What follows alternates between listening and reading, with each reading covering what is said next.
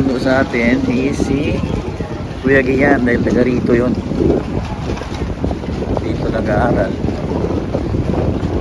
Simula pa nung bagong pandemic. Senior high.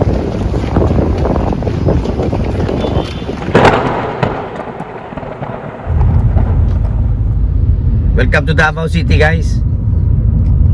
Dito si Kuya Gian, no? Galing talaga ng Davao, pati yung sa airport nila. Pag akala ko may mga may-ari, kaya nagtanong pa ko doon sa katabi ko. Sabi, si ganyan talaga yan, sir. Oh, ano ba? Galing. Dami ko ng airport na pinuntahan sa buong mundo. Ngayon dito pa lang sa Davao talaga may ganyan, yung naka-prepare na lahat ng cards. Di mo na kailangan pa maghagilap pa kung saan saan. Davao lang. Life is here. Davao light.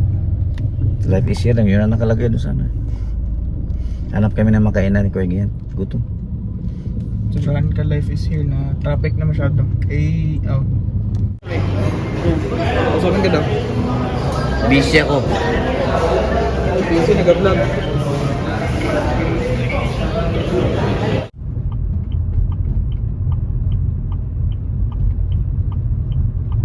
Kanina pa tayo may isang oras bumibiyahe from Davao City. Hinatid ko lang si Kuya Gian sa kanyang condominium. Tapos yan, dumiretso na ako dito sa mayan. Nasa Digos na tayo. Diretso ko ng Jensen. So dito muna sa McDonald's. Medyo gutom. Kape. May isang oras pa mahigit na biyahe.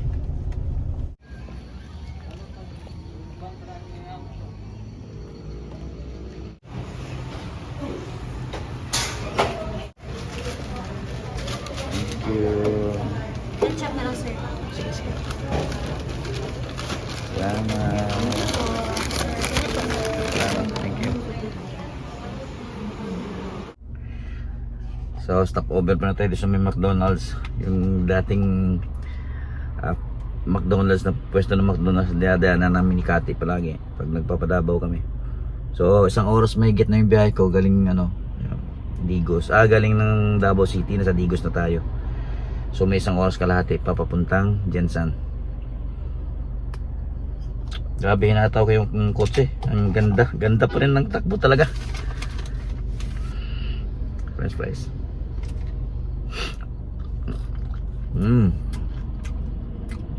Pahinga mo tayo konti. Mayroon pa uminom ng kape na tumatakbo yung sasakyan.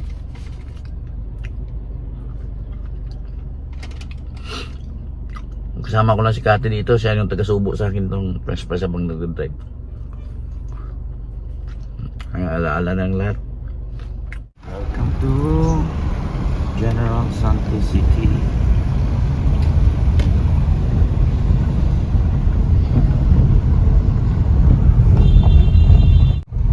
Alas 12:40 na. Malis tayo ng Davao. Alas 9 pasado na rin.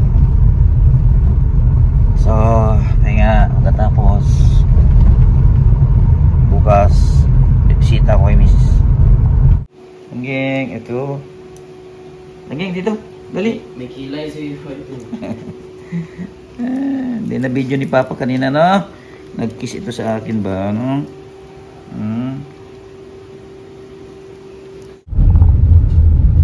Say hi naman. So bisitahin namin si Kati sa cemetery. First time ko bumisita simula nang dumating gabi. So dumating ang gabi, launa no? Launa. Launa naman din ang araw pala. So natulog ako nung umaga. Tapos namalengke. Luto. Kaya ngayon bisitahin namin si Kati. Alright, flowers kaming dala. Ay nako, doon tayo bibili kandila, no? Tag 50. Tulog. Bili tayo ng kandila na maliliit para sa bahay. So yun, ganun lang ang buhay ngayon. Wala nang sumusundo sa akin sa airport. I mean si Kuya Gian, ibig sabihin wala nang asawa na sumusundo. Saka naghahatid. Yung last time na umalis ako, ikaw naghahatid, di ba? Ito buhay.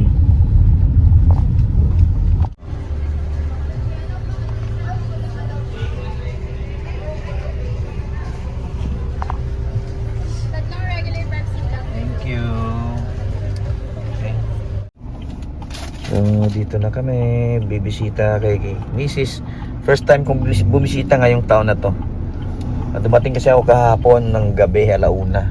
Sa Jensen from Davao. So, ngayon lang ako bisita sa kanya. Kami ni Lance pala. May sakit pa kami. Pero kami sinisipon. Yan.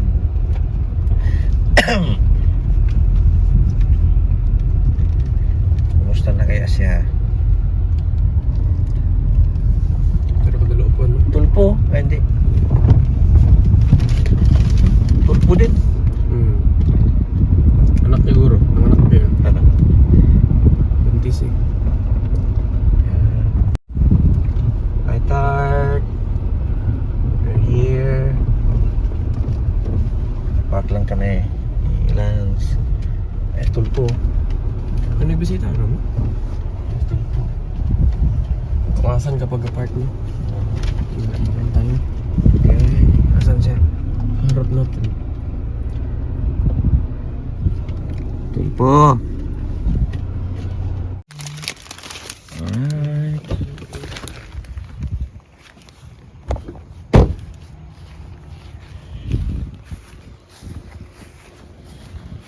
Dali mo yung ano, towel. Ah, may bago. Wala.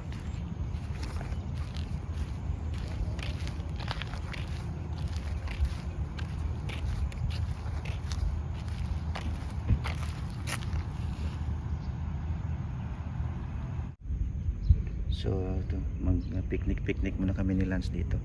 Sabay linisin namin to kaning ano.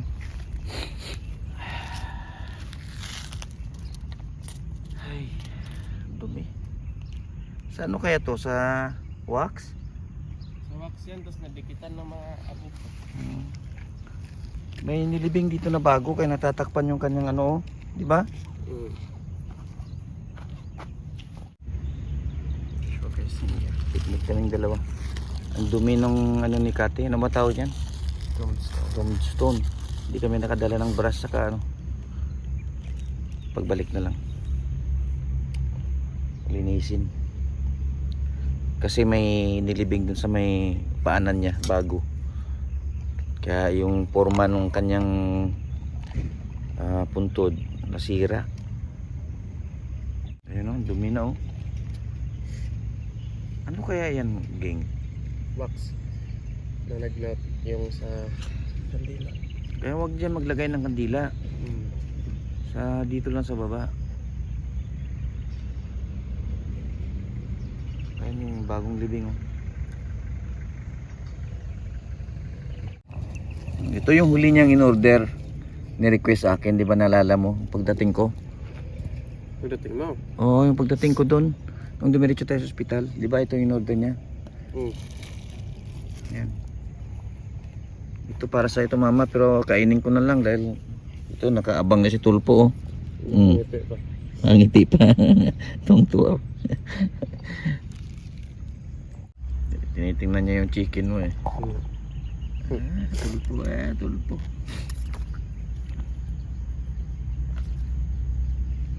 Pareho tayong masipon gang ah.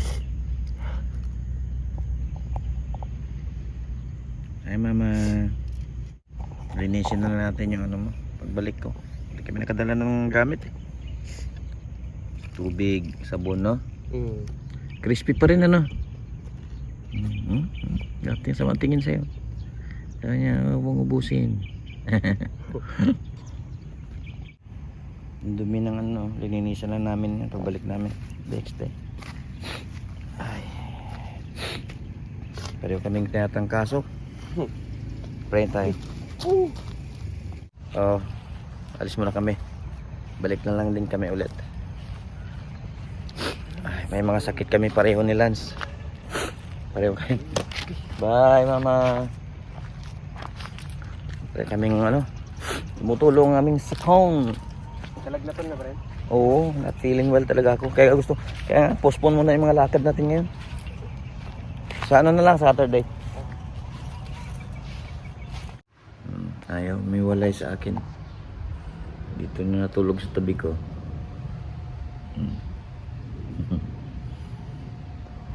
Ako, Marcia.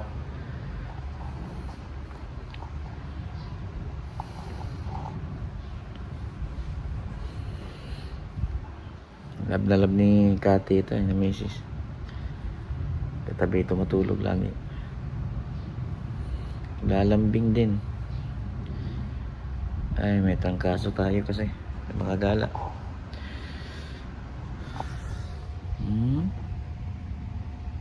Tulog kanina pa.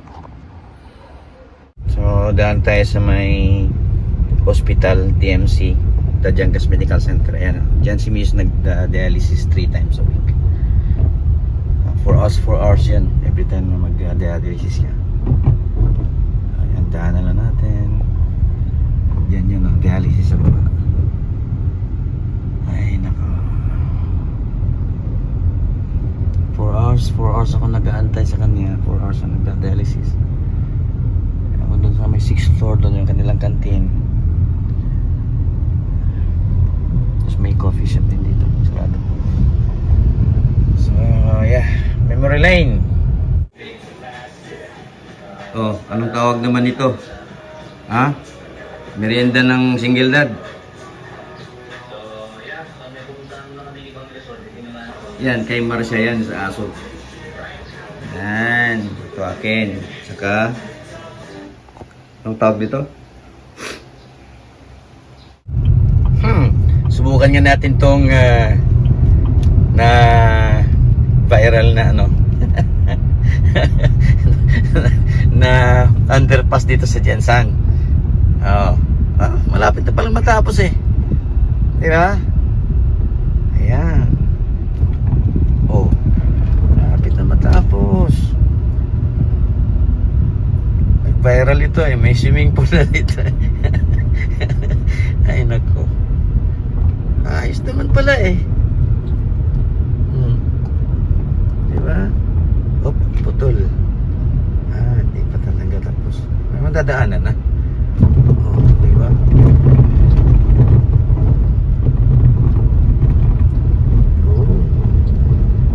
Ayos lang. Darating din tayo dyan. Darating. Matatapos din yan. Ano ba itong poste na to?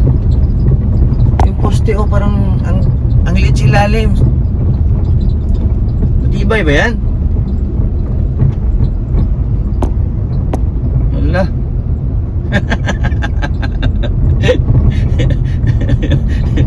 Ay nako. Pwede na.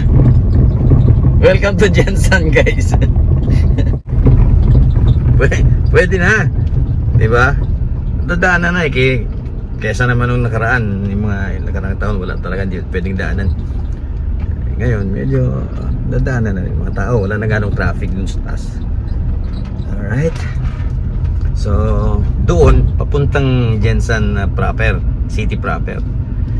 Yung pupuntahan natin is papuntang Pulumulok kay Mrs. sa cemetery. Dito na naman tayo sa cemetery, may libing.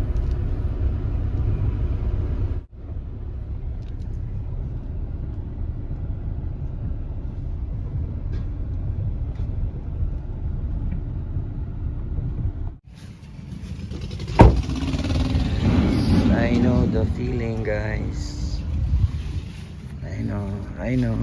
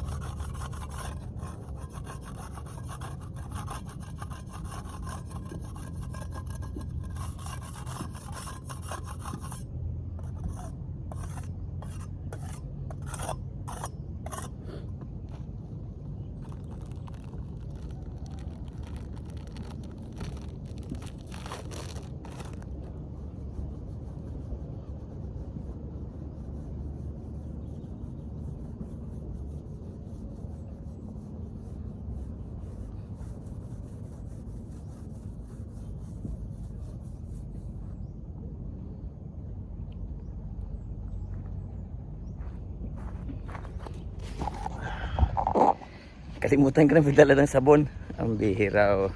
Pero at least kahit pa paano na-clear na siya. Alright. Tapos mag-hire na lang siguro ako ng mag-aayos ng kanyang puntod. Mag-alaga ng mga grass na itatanim. Problema kasi may doon sa harap niya, sa paanan ni Mrs. may nilibing na bago. Kaya nasira. Maganda na ito dati eh.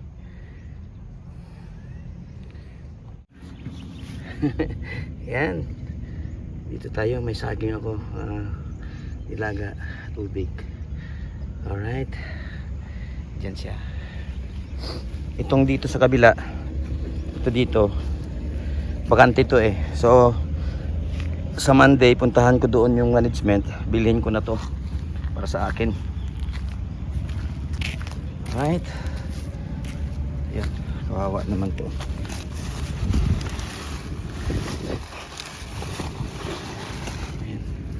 Yan, malinis na naman ulit. Right. Yan.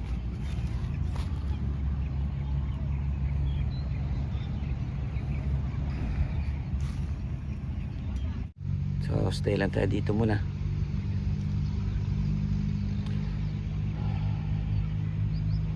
Sabay kain tayo ng nilagang saging.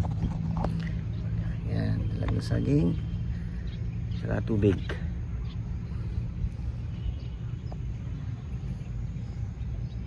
Malinis na naman yung kanyang tombstone. Diba?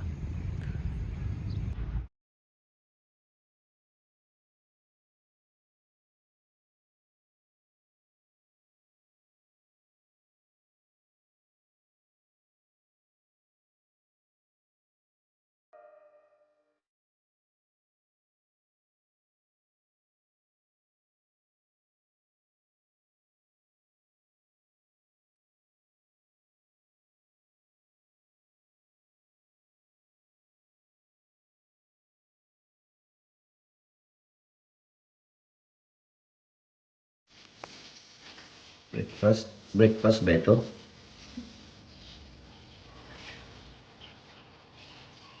Yan. Salubong nila sa gabi. Madaling araw na kasi. Alright. Again.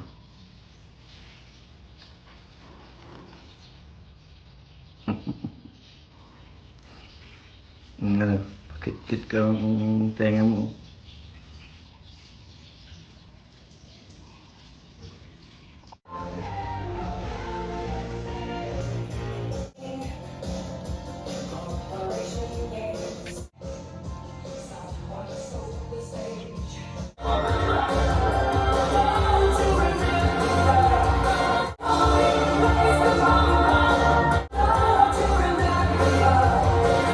Say hi, oh. Parang may mama mo. Ay, una ko mama. Nandito pa sa ko.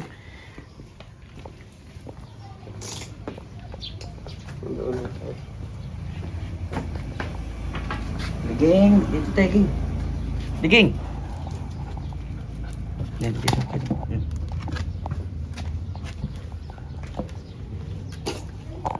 Mga nakalimutan.